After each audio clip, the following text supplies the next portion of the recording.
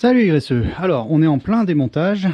Si vous connaissez un petit peu, vous avez déjà reconnu au niveau de la face avant, et là il y a un petit indice également. Je suis en train de désosser une Citroën BX et en fait je suis en train de récupérer une pièce qui malheureusement souvent est corrodée sur la totalité des BX finalement. Donc j'ai en profité d'avoir un bel exemplaire là sous les yeux pour vous montrer un petit peu à quoi ça ressemble. Un petit mot sur la voiture. En fait, bon, tu vois, il n'y a plus grand chose de sauvable. C'est un truc que j'avais depuis des années en fait qui traînait. Mais bon, c'était quand même une GTI, une 19, BX19 GTI. Et bon, tout a été désossé. Tout ce qui était bon a été repris. L'intérieur spécifique, tout ça, enfin toutes les vraiment les petites particularités. C'était une version de 88.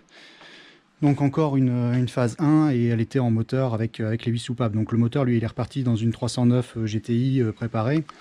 Ce qui se faisait beaucoup en fait, beaucoup de BX 19 GTI ont été désossés à une certaine époque parce qu'on prenait les moteurs qui étaient de même base et on les utilisait dans les 205 GTI, 309, enfin toutes les bases PSA si tu veux. Et après la BX16, 16 soupapes est sortie, BX19 16 soupapes, avec le moteur qu'on retrouvait dans la 405 Mi16 et qui était quand même beaucoup plus prisé au niveau des recherches. Donc là, tu vois, on était vraiment sur la version de base, 8 soupapes, et puis bon, elle était bien malade, donc celle-ci, elle a fini sa vie. Et donc, moi, je vais te parler du train avant ici, et surtout la pièce qu'on trouve là, qui est au niveau du berceau. Donc là, tu vois, tu as une vue éclatée qui te permet de visualiser un petit peu tout ça, et puis on va regarder. Donc cette pièce qui nous intéresse ici, c'est celle-là. Donc là, par contre, la vue, si tu veux, voilà, elle est montée de cette façon-là sur le véhicule.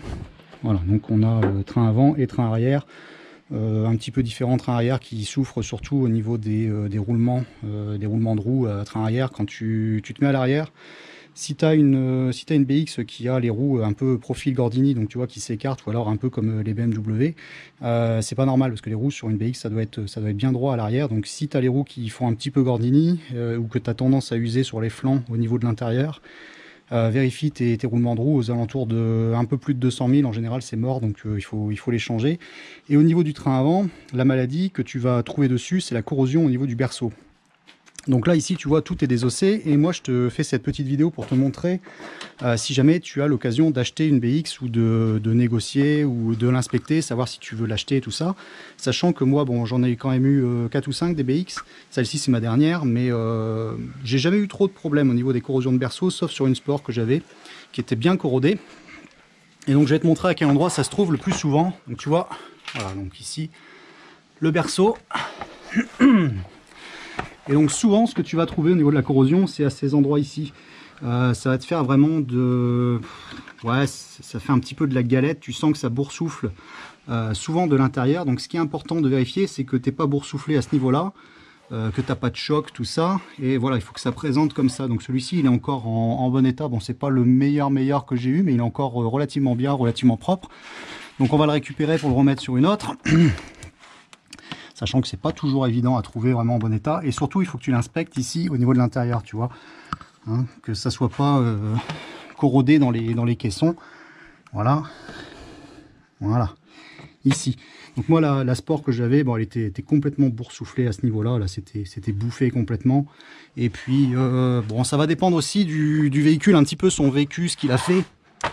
Si tu as eu, par exemple, un véhicule qui est parti dans les montagnes ou ce genre de truc, qui a mangé du sel, sur autoroute ou alors dans les routes de montagne ou alors le milieu salin sur les Citroën et tout ça comme ça, vu les montages et tout ça, franchement c'est à essayer d'éviter quand même quand tu prends ces véhicules là, suivant le vécu qu'ils ont eu avant, parce que tu vois tout est monté en fait sur le berceau et donc c'est vraiment un gros travail si jamais tu as une corrosion au niveau du berceau pour le changer, parce que tu vois tu as tout ton train avant qui est dessus, mais c'est surtout que tu as toute l'hydraulique qui vient en plus. Donc tu vois, bon, je vais me glisser à l'intérieur.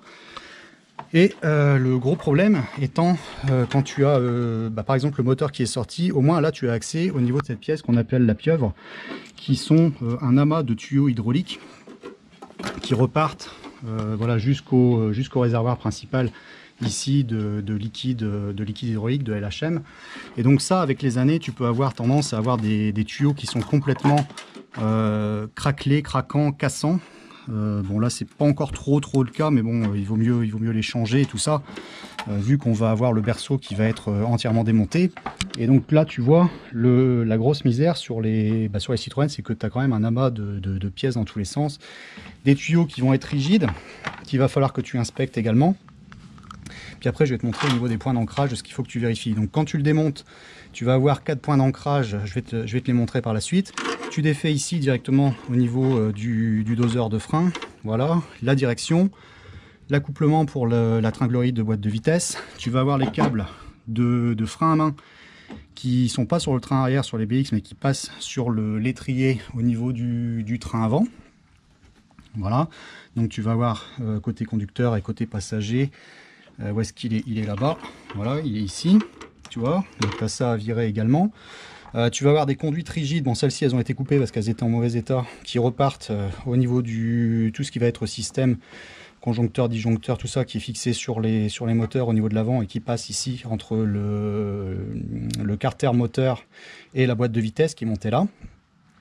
Et puis bah voilà, donc quand tu dois changer au niveau de la pieuvre, voilà, tu as tout ça à venir inspecter, à venir changer tous ces tuyaux flexibles. Et donc c'est vraiment le point à vérifier. Il faut vraiment te glisser en dessous de la BX et tout ça au moment où tu es pour l'acheter, pour vérifier que ce travail là ne sera pas forcément à faire dans les assez vite, quoi, parce que ça peut être un bon point de négociation. C'est vraiment un gros boulot en fait. Il faut tout sortir pour dire de faire un boulot propre. T'en profites également en général pour traiter au niveau des caisses, tout ça, et puis faire une révision complète ici parce que tu as également la direction, la direction assistée sur ce modèle-ci qui est fixée dessus. Voilà, donc au niveau des berceaux par contre, bon, tu peux réussir à te débrouiller, c'est plus ou moins compatible quasiment tous les modèles sauf les premières, les 14, où tu vas avoir un berceau qui est pas identique à celui-ci. Mais après bon voilà, BX19, BX16, tout ça, ça va dépendre un petit peu au niveau des motorisations, mais grosso modo, t'es pas encore trop embêté au niveau des choix des pièces de remplacement, d'accord? Donc, après ici, en latéral, tu vas trouver donc la fixation, tu vois, elle est ici, au niveau de l'avant pour ton train. Alors, je vais essayer de t'éclairer un petit peu. Voilà. Ici, d'accord? Après tu défais tout ce qui va être circuit de freinage et tout ça, donc moi j'ai coupé parce que c'était vraiment en très mauvais état. Et puis au niveau de l'arrière, voilà, tu vas voir le point de fixation qui est là et qui reprend en sandwich au niveau de la caisse. Donc il va falloir que tu démontes également dans l'habitacle. Je vais te montrer. Voilà, donc moi j'ai déjà démonté un des côtés, je vais te montrer de l'autre côté au conducteur ce que ça donne. Donc il faut que tu vires les tapis. Tu défais ici le petit plastique, hein, ça c'était d'origine, tu vois, et donc là tu as ton système de fixation qui prend en sandwich. Vu d'en dessous, tu vois comme ça, et ça c'est côté habitacle. Encore donc qui est logé ici, dans ce petit trou. Attends, je vais passer de l'autre côté, on va aller voir ça.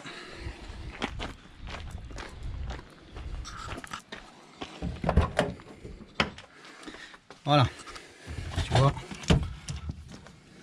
il est là. Donc c'est pareil, hein, tu vois, côté pédalier, là tu défais également pour le doseur au niveau du frein. Voilà, c'est ici. Et puis ben voilà, c'est quand même un truc un petit peu joyeux à démonter.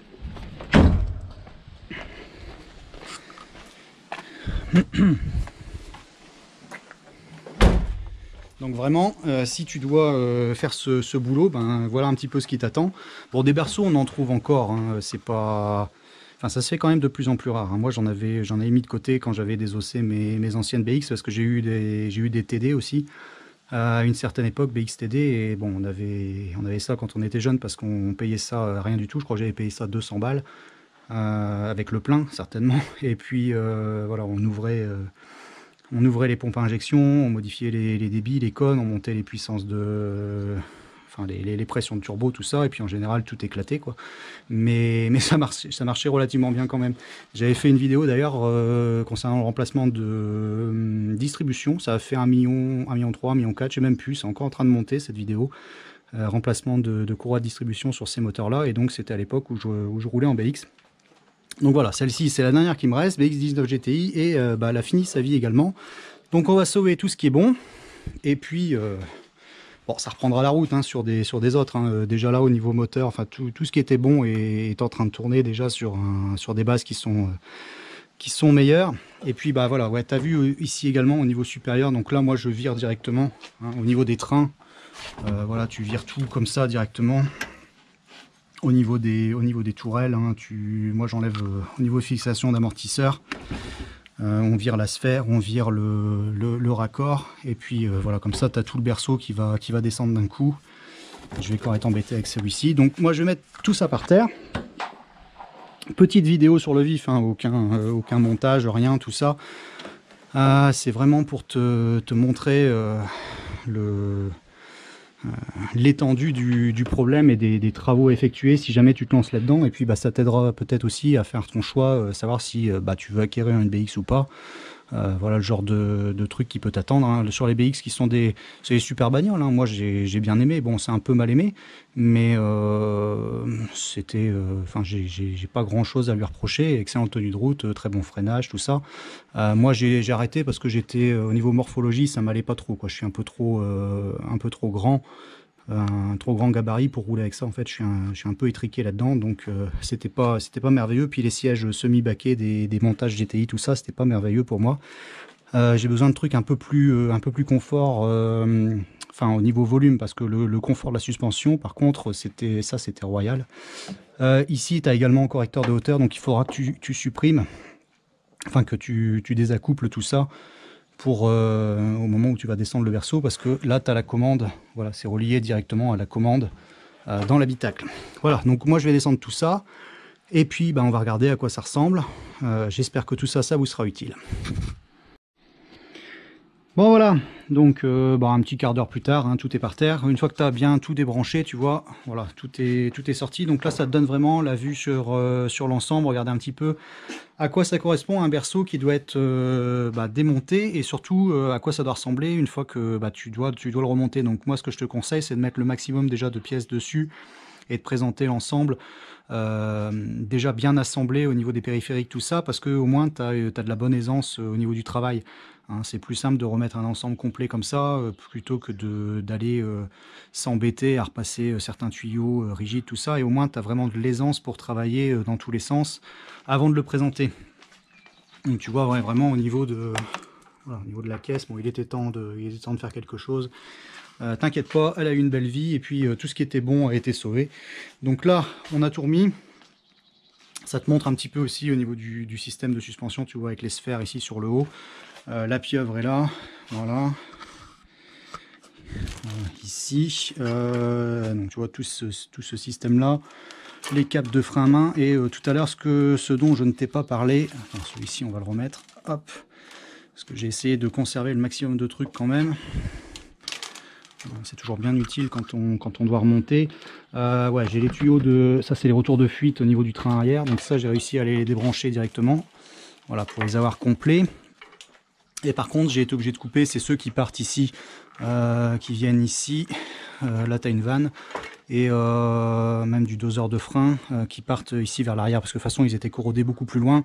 Donc au moins ceux-là, bah, je les coupe, après tu les aplatis pour éviter que l'air remonte dedans, puis que ça aille corroder au niveau des pièces.